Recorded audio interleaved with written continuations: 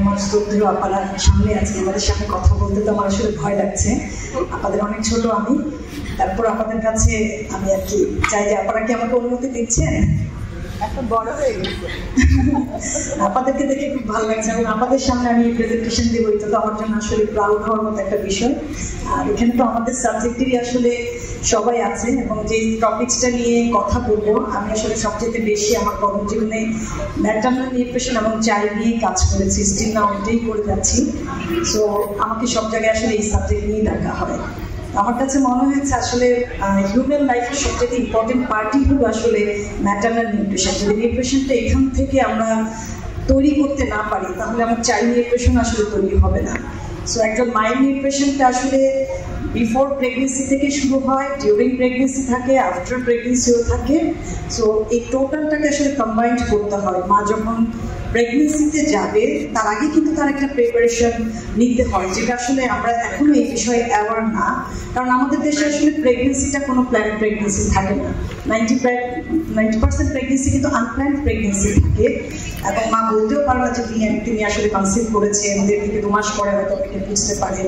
এবং তার আগে যে একটা প্রিপারেশন থাকে যে তিনি আসলে ফিট আছেন কিনা, কিছু ক্লিনিক্যাল টেস্ট থাকে, তার হাইট ওয়েট কোনো কিছু সবকিছু ঠিক আছে কিনা, পুষ্টিগত দিক থেকে তিনি ঠিক আছেন কিনা, এটি কিন্তু অনেক মেয়ে বুঝতেই পারে না। দেখা যায় যে প্রেগনেন্সিতে আসার পরে যখন টেস্ট করা হয় তখন তার বেশ কিছু কমপ্লিকেশন ধরা পড়ে, যেমন লো হিমোগ্লোবিন, এটা তো একটা কমন বিষয়। কারেন্টলি আমরা যেটা পাই যে ভিটামিন ডি লেভেল কম থাকে, আরও অনেক ধরনের অপুষ্টিতে কিন্তু থেকে একটা মেয়ে প্রেগনেন্সিতে যায়, যার কারণে কিন্তু তার সন্তানও কিন্তু তখন অপুষ্টিতেই ভোগে। জন্মগ্রহণ যখন করে লো বার্থ ওয়েট নিয়ে করে, নানা ধরনের কমপ্লিকেশন নিয়ে কিন্তু সে আসে।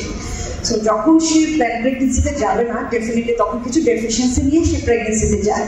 প্রেগনেন্সি যখন স্টার্ট হয় তখনও কিন্তু আমাদের দেশে এখনো কেউ অ্যাওয়ার না যে একজন মাকে নিউট্রিশনিস্ট দেখাতে হবে। আমাদের দেশে যেটা সবাই জানে, নিউট্রিশনিস্ট বা পুষ্টিবিদ বা ডায়েটিশিয়ান মানে হলো শুধু ওজন কমাবে, শুধু ওজন কমানোর জন্যই একজন পুষ্টিবিদ। আসলে একজন পুষ্টিবিদ তো আসলে সবার জন্য, সব ধরনের কমিউনিকেবল, নন কমিউনিকেবল ডিজিজ এবং যে কোনো ফিজিক্যাল কন্ডিশনের জন্যই আসলে একজন পুষ্টিবিদের প্রয়োজন আছে। আমরা সিম্পল যে আমার ভালো স্বাস্থ্য, সুস্বাস্থ্যের অধিকারী কিনা, আমার কোনো ম্যালনিউট্রিশন আছে কিনা, এই বিষয়ের জন্য কিন্তু একজন পুষ্টিবিদের শরণাপন্ন আমরা হতে পারি। সো আমরা কিন্তু প্রেগনেন্সি পিরিয়ডে গাইনোকোলজিস্টের কাছে সবাই যাচ্ছি, এটাকে আমরা প্রায়োরিটি দিচ্ছি, ডেফিনেটলি এটা প্রায়োরিটি। কিন্তু আসলে টোটাল প্রেগনেন্সিতে আমাদেরকে কী করা উচিত? একজন গাইনোকোলজিস্ট থাকতে হবে, একজন নিউট্রিশনিস্ট থাকতে হবে, তার ইভেন তো আমি এটাও মনে করি একজন সাইকোলজিস্টও তার থাকতে হবে। কারণ প্রেগনেন্সি পিরিয়ডটা মুড সুইং হয়, ডিপ্রেশনের ভোগে, যদি এটা আনপ্ল্যান্ড হয়ে থাকে, মা সহজে অ্যাকসেপ্ট করতে পারে না। অনেক মেয়ে আছে ক্যারিয়ারের জন্য এখন প্রেগনেন্সিতে যাবে না, বাট তিনি কনসিভ করে ফেলেছেন, ডিপ্রেশনে ভুগছেন। আবার অনেকের আছে পারিবারিক কোনো সাপোর্ট পায় না, যার কারণে কিন্তু তিনি তখন ডিপ্রেশনে থাকে, যেটা একটা কমন সিনারিও যে আমাদের দেশে মেয়েরা যখন প্রেগনেন্সিতে যায় অনেক সময় আছে ফ্যামিলির সাপোর্টটা ভালো করে পায় না বা কারো হেল্প পায় না। এই সময় যে শারীরিক অনেক ধরনের প্রবলেম তৈরি হয়, শরীর খারাপ লাগে, সে চায় আরেকজন একটু হেল্প করুক, তার পার্টনার তাকে হেল্প করুক। পরিবারে অন্য অনেকে আছে যে শ্বশুর বাড়িতে থাকলে সেখানকার একটা হেল্প চায় মেন্টালি, যেটা অনেক সময় যখন পায় না তখন সে ডিপ্রেশনে যায়। আরেকটা বিষয় হলো আমাদের দেশের মেয়েরা আসলে প্রেগনেন্সিটাকে সিকনেস মনে করে, এটা তো আসলে একটা লাইফ সাইকেল, এটা সিকনেসের কিছুই নেই। এটা আসলে সেলফ ডিপেন্ডেন্টলি থাকতে হবে। আমার মনে হয় যে মেন্টালি সে যত ভালো থাকবে তার প্রেগনেন্সি তত ভালো হবে, এবং ফুড হ্যাবিট থেকে শুরু করে সব কিছু তার এই মেন্টাল হেলথ এবং ফিজিক্যাল হেলথের সাথে রিলেটেড।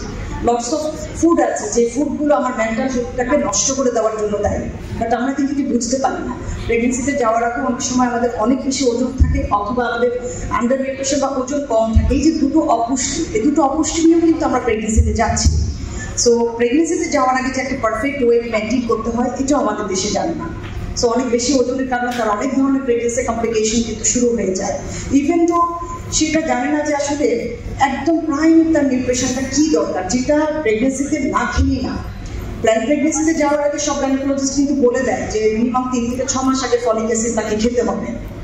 আবার প্রেগনেন্সি যিনি আগে খাচ্ছেন না, প্রেগনেন্সি স্টার্ট হওয়ার পরে কিন্তু তাকে বলা হয় স্টার্টিং থেকে তাকে ফলিক অ্যাসিড খাওয়ার জন্য বেসিক যে টেস্টগুলো আছে, তারপরে তো তাকে আসলে ফিজিশিয়ান অনেক ধরনের সাপ্লিমেন্টেশন বা মেডিকেশন কিন্তু তাকে দিয়ে থাকে।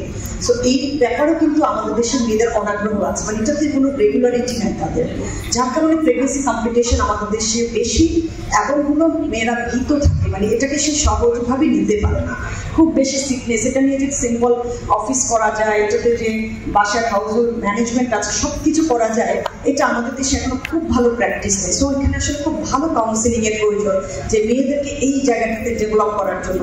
অর্থাৎ একটা প্রেগনেন্সিতে যে আমার লেখাপড়া নষ্ট হবে না, প্রফেশনাল জায়গা নষ্ট হবে না, এটা অনেকে বুঝে না। মানে প্রেগনেন্সি হলে আর কিছু করা যাবে না এরকম একটা বিষয় থাকে। হ্যাঁ, একটু ডিফিকাল্ট প্রেগনেন্সি, দ্যাট ইজ আলাদা পয়েন্ট।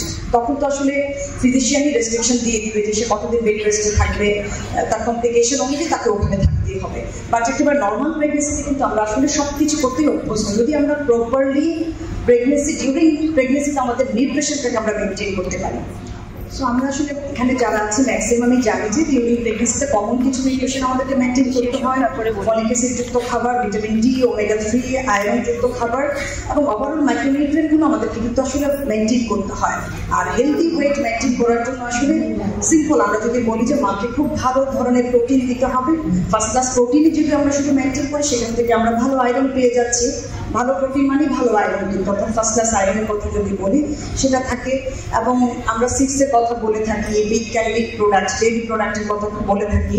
সো প্রেগনেন্সিতে যেটা হয় যে হরমোনাল চেঞ্জের কারণে টেস্ট বড্ড চেঞ্জ হয়ে যায়। এক একজনের আসলে এক এক ধরনের খাবার তখন পছন্দ হয়, সব ধরনের খাবার আসলে তখন সে খেতে পারে না। যার কারণে আসলে যখন সে একজন নিউট্রিশনিস্ট বা পুষ্টিবিদের কাছে যাবে তিনি তাকে অল্টারনেটিভ কিন্তু দিতে পারবেন যে তিনি সরাসরি দুধ খেতে পারছেন না, তাহলে দুধের তৈরি কোন খাবারটা তিনি খেতে পারবেন। হ্যাঁ, তিনি সরাসরি ডিম খেতে পারছেন না, ডিম দিয়ে তৈরি যে কোনো রেসিপি তাকে তৈরি করে দেওয়া যেতে পারে। অর্থাৎ যে নিউট্রিশনের কোনো বিকল্প নাই সেই নিউট্রিশনটা তাকে তো এনিহাও তাকে নিতে হবে। যেমন অনেকে ডিমের গন্ধ নিতে পারে না, বাট এটাকে যদি একটু মডিফাই, এটাকে যদি একটু টুইস্ট করে দেওয়া যায় তাহলে কিন্তু তিনি খেতে পারেন।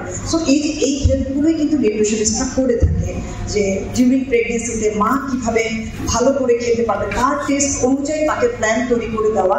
কারণ প্রত্যেকটা মেয়ে কিন্তু প্রেগনেন্সি টাইমে ইন্ডিভিজুয়াল, তাদের হাইট ওয়েট সব কিছু মিলিয়ে বয়স মিলিয়ে কিন্তু এখানে একটা আমরা যতই বলি যে একটা কমন ক্যালোরি আমরা সেট করি, বাট তারপরেও কিন্তু ক্যালোরি আপ ডাউন থাকে। প্রেগনেন্সি পিরিয়ডে তো অন্য সব সময় থেকে আমাদেরকে ক্যালোরিটাকে চেঞ্জ করে দিতে হয়।